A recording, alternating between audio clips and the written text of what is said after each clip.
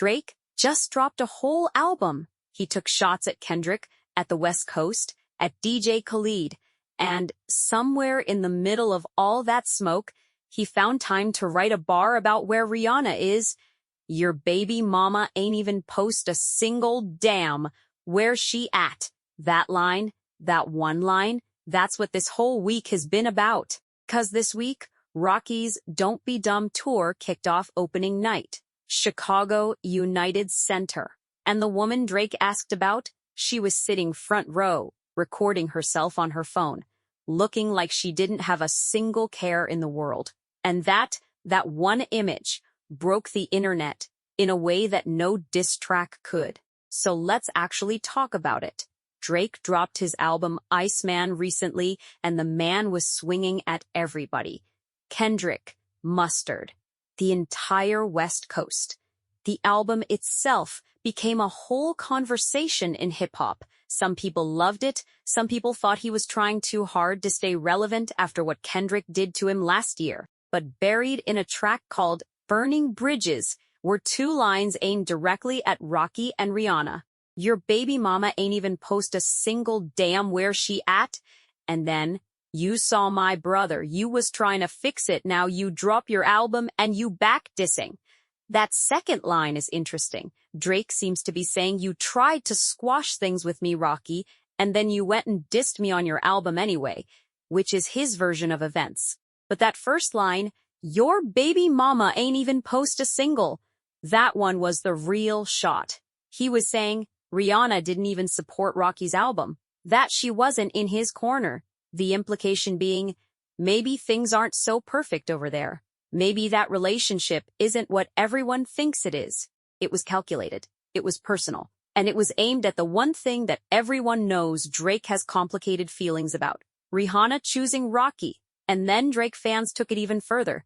They started spamming those lyrics in Rihanna's comments on social media, just flooding her posts with where's she at, like a coordinated reminder. We see you, we're watching, your man's being talked about, and you're saying nothing. Now, here's where it gets good. Before the tour even started, Rihanna posted a TikTok. It was a simple video.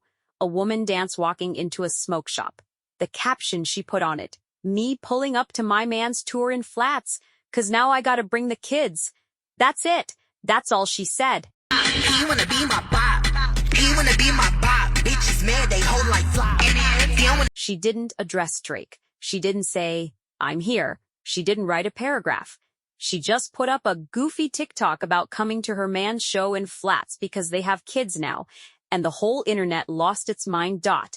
Because that caption said everything Drake's bar was questioning. You want to know where she's at? She's at his tour, in flats, with the kids. Because that's the kind of woman she is now, not the person Drake wrote love songs about, but a whole mother pulling up to support her family. That TikTok went viral instantly. And the comments were not about Drake being right. They were about Drake being wrong. Publicly, undeniably, wrong. That TikTok went viral instantly. And the comments were not about Drake being right. They were about Drake being wrong. Publicly, undeniably, wrong. And then the tour opened. Wednesday night, Chicago. Right there, front row. Not in a suite, not somewhere private where no one would see her, front row, recording videos of herself enjoying the show, posting them, letting the whole world see exactly where she was. Just days after Drake asked, where's she at? She was there, at the show, having the time of her life. Those videos spread everywhere. Every hip-hop page, every entertainment blog, every group chat, all of it was the same thing. Rihanna just answered Drake's bar without saying a single word about Drake. And this is the thing about Rihanna that people sometimes forget. This woman has been in the public eye since she was a teenager. She knows what she's doing when she posts. She knows what it means to show up to opening night front row and let the cameras catch her. This was not accidental. This was a woman who heard a man put her name in a bar, watched his fans pile into her comments, and decided, I'm not going to argue, I'm going to live. And Rocky's tour is not a small thing. He is performing all over the United States and Canada. He hits Chicago, Cleveland, Toronto, Montreal, and then Europe through August and September. This is a world tour. This is what a man does when he has something to say and he chooses to say it, by showing up everywhere. So that's what happened this week. That's the core of it. But then Akademiks got on livestream and said something that actually made me think. Now, Akademiks is a Drake fan. He's made no secret of it, but he also has a real relationship with Rocky. He sat down with him for a long interview earlier this year, where Rocky opened up about all of this. So when Ake talks about Rocky, there's something genuine there, even through the bias. And what Ak said this week was essentially this.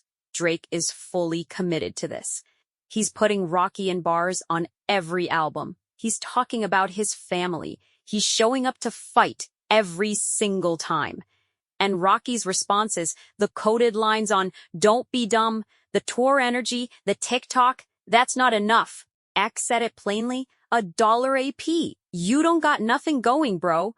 Fight back, Crody. Make it interesting. He even said he feels bad for Rocky, not in a disrespectful way, but in the way that someone feels bad when they see a person getting hit and not hitting back. Ake also said straight up, he doesn't think Rocky would win a full lyrical war with Drake, but he still wants to see him try. He wants to see it made interesting. And here's where I have to be honest about something. Akademiks is not wrong from a hip-hop media standpoint.